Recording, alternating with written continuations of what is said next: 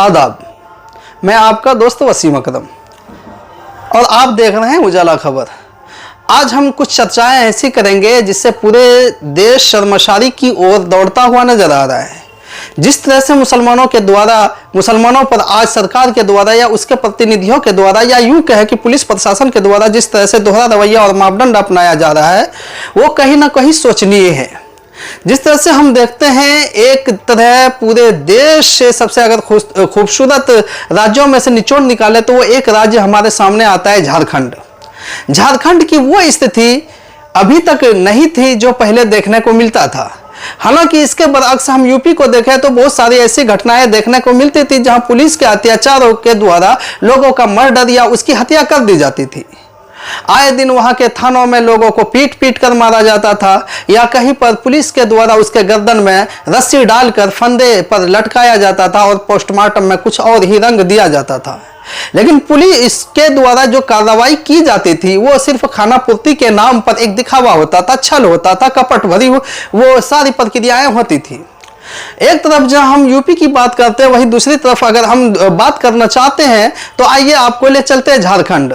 झारखंड जो एक बिहार से सटे राज्य और पश्चिम बंगाल के करीब एक राज्य पड़ता है, बेहद ही खूबसूरत राज्य है।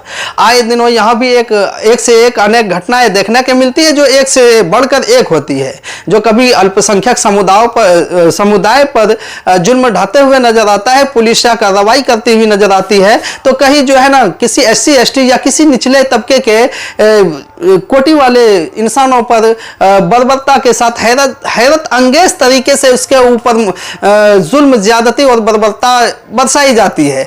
चाहे वो सत्ता पक्ष के द्वारा किया जाए या वो पुलिस के द्वारा किया जाए या शासन प्रशासन के द्वारा, चाहे वो जिस रूप में किया जाए, लेकिन बेचारे इसमें पिसते और घसते हैं तो सिर्फ गरीब और गरीब से गरीब इंसान पिसते हैं। चाहे उस गरीबी के तबके में आने वाला मुसलमान हो या SC ST हो या हिंदू हो, दिगर बातें हो सकती है।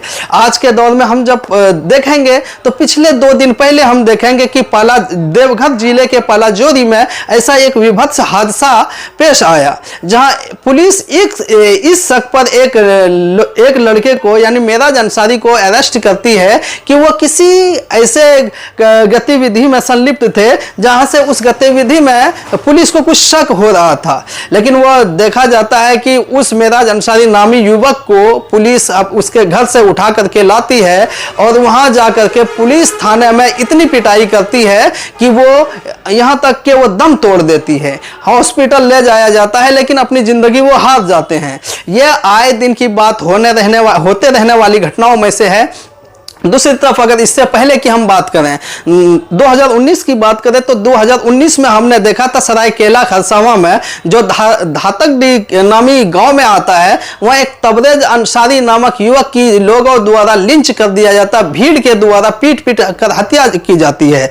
और वो हत्या सिर्फ इतनी सी बात पर थी कि वो उनके ऊपर लगने वाला जो आरोप था वो सिर्फ चोरी का था और उस चोरी के आरोप के इल्जाम में उसको इतना मारा जाता है, यहां तक कि JSR का भी नारा लगाया जाता है। तो देखने वाला यह बात होता है जहां हम एक तरफ अच्छे सरकार की उम्मीद कर सकते हैं। इससे पहले हम बोल सकते हैं कि रघुवर सरकार, जिससे कि यह कहा जाए कि अल्पसंख्यक समुदाय या विशेष समुदाय उससे कुछ नाउम्मीदी नजर आ रही थी, लेकिन आए दिनों में जब वहां की सरकार बदलती है तो इनके चेहरे पर एक नया ताजगी और एक उमंग नजर आता है कि अब हमें शायद हो ना हो, हमें परेशान नहीं किया जा सकता है पुलिस प्रशासन द्वारा या किसी अन्य विभागीय अधिकारियों द्वारा, चाहे वो सरकार ही क्यों ना हो। लेकिन सरकार बदली, वक्त बदला, अगर कुछ नहीं बदला तो मुसलमानों पर होने वाला जुल्म नहीं बदलता है। और उसी के क्रम में दूसरी कड़ी जुड़ जाती है तबरेज अंसारी के बाद एक मेराज नामी अंसारी का। चाहे वो शिकार होता हो पुलिसिया कार्रवाई का या शिकार होता हुआ सरकार द्वारा बनाए गए सिस्टम का, लेकिन उसमें जान जाती है किसी गरीब का। और उस गरीब में से अगर किसी इंसान का जान जाता है तो मुसलमान सबसे अव्वल दर्जे पर और ऊपरी पायदान पर रहता है। पता नहीं हमारा देश इस दौर में किस ओर जा रहा है, पता नहीं इस देश का अब क्या होगा। हमने देश के विभिन्न क्षेत्रों में, विभिन्न एरिया में हमने इस चीज को बखूबी गौर किया है। अगर इसी दूसरे सिमत हम इस खबर को देखना चाहे तो हमने यह देखा कि विजय शाह जो एमपी के एक मंत्री रह चुके हैं, उनफिया कुरैशी होती है, जिस पर विजय शाह नामी एक मंत्री के द्वारा एक बहुत ही गंदा टिप्पणी किया जाता है और उसको यहां तक आतंकवादियों की बहन की जाती है। लेकिन हालत क्या है? हालत जस का तस है। आज वो मंत्री अभी भी बना हुआ है, अपने डिपार्टमेंट में है। आज तक भाजपा के ओर से कोई यह पूछने वाला नहीं है कि ऐसा टिप्पणी उन्होंने क्या किया, क्यों किया और क्या मकसद था, और इन जैसे बयानों से उनको मिलने वाला क्या है। इसके एवज में हम दूसरी तरफ देखते हैं, हरियाणा के किसी कॉलेज से मुंसलिक एक प्रोफेसर अली महमूदाबादी नामी जो शख्स होते हैं, उन्होंने सिर्फ एक ट्वीट किया। अब उसमें सरकार के पक्ष वालों को क्या नजर आता है, नहीं नजर आता है, वो बात बहरे कैफ देखने वाली बात है। लेकिन आज तक, अभी तक उनके ऊपर किस तरह का एक्शन हुआ है सरकार के तरफ से, पुलिस के तरफ से, यह आपने बखूबी देखा है। प्रोफेसर अली साहब अभी तक गिरफ्तार है। उन्हें बेल के सलाखों के पीछे, जेल के पीछे धकेला जा चुका है और उससे सरकार से क्या उम्मीद ही की जा सकती है। लेकिन उसी के एवज में हम अगर अली साहब के बारे में बात करते हैं, प्रोफेसर के बारे में बात करते हैं, जो अली महमूदाबाद के नाम से जाना जाता है, उसके तरफ से इतनी कार्रवाइयां हुई कि उस कार्रवाइयों के पीछे अब वो अपना जीवन को कहां तक समेट सकते हैं और क्या कर सकते हैं, और उसके एवज में प्रोफेसर अली महमूदाबाद को क्या मिलने वाला है, या आने वाले में आप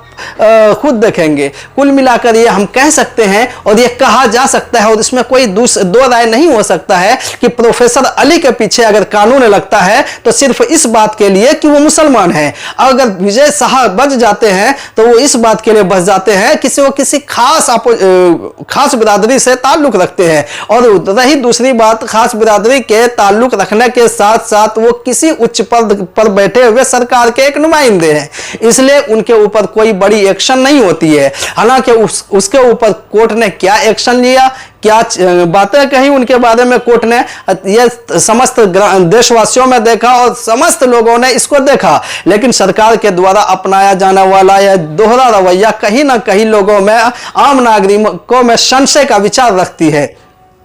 अगर इसी को हम आगे देखते हैं कि देश के अलग अलग हिस्सों से जिस तरह से खबरें, इसी के आवाज में हम देखते हैं, खासकर पूरे देश के मुसलमानों को या पूरे देश पर नजर रखते हैं, तो कहीं ना कहीं वो मुसलमानों के ऊपर जुल्म ज्यादती क्या करता हुआ सरकार नजर आती है। चाहे वो मुंबई का मामला हो, चाहे दिल्ली का मामला हो, चाहे कहीं हो, या वो जुल्म ज्यादती का कोई सा भी रूप हो, अगर बुलडोजर का कहीं कार्रवाई होता है तो उसके पीछे अगर सबसे पहला कोई आदमी आने वाला है तो वो मुसलमान नाम होना जरूरी है।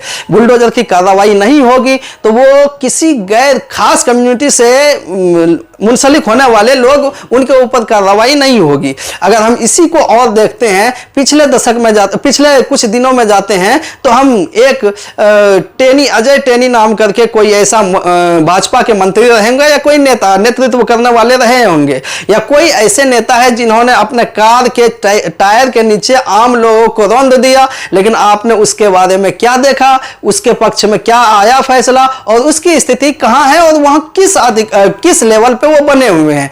पार्टी में वो बने हुए रहने के साथ साथ उच्च अधिकारी भी है, पार्टी के अधिकारी भी है, और पार्टी से संलिप्तता होने के कारण एक अच्छे ओहदे पर उसको फाइज करके सरकार के द्वारा रखा गया है। वही दूसरी ओर अगर हम देखें तो बांग्लादेशी और पाकिस्तानी के नाम पर ना जाने क्या क्या अवार्ड से नवाजा जाता है, किस किस नाम से मुसलमानों को नवाजा जाता है, और ये सारे चीज उस वक्त नवाजे जाते हैं जब पुलिस की वेरिफिकेशन नहीं होती है, उससे पहले ही नवाज दिया जाता है। एक आम मुसलमान अगर पकड़ा जाता है बीच चौराहे पर, उससे पूछने वाला, आधार कार्ड मांगने वाला कोई और नहीं होगा, पुलिस से पहले कोई और इंसान होगा, जिसको इन सारे चीजों से कोई वास्ता नहीं होने वाला है। लेकिन उसको किसने अथॉरिटी दे दी है कि एक अथॉरिटी कहां से मिला है और अथॉरिटी क्यों मिली है, इसके बारे में अभी तक कोई चर्चा भी नहीं करती।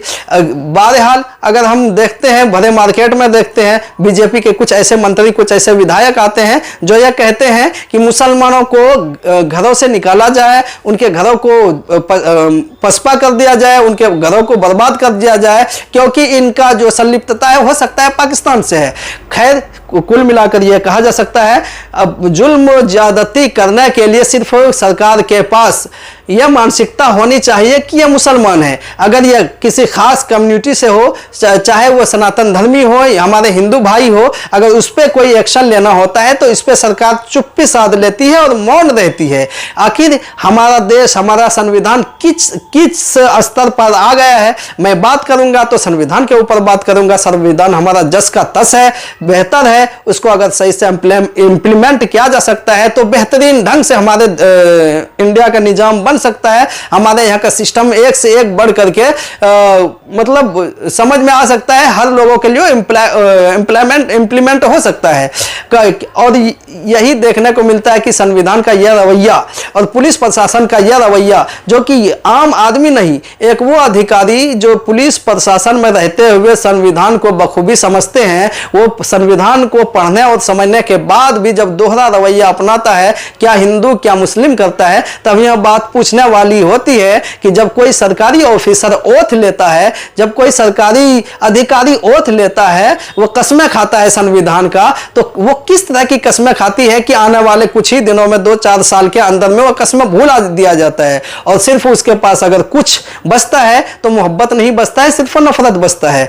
आइए अब इसी के बारे में और चर्चा हम करेंगे। आज के एपिसोड में इतना ही। आप देख रहे हैं उजाला खबर, मैं आपके साथ वसीम अकरम।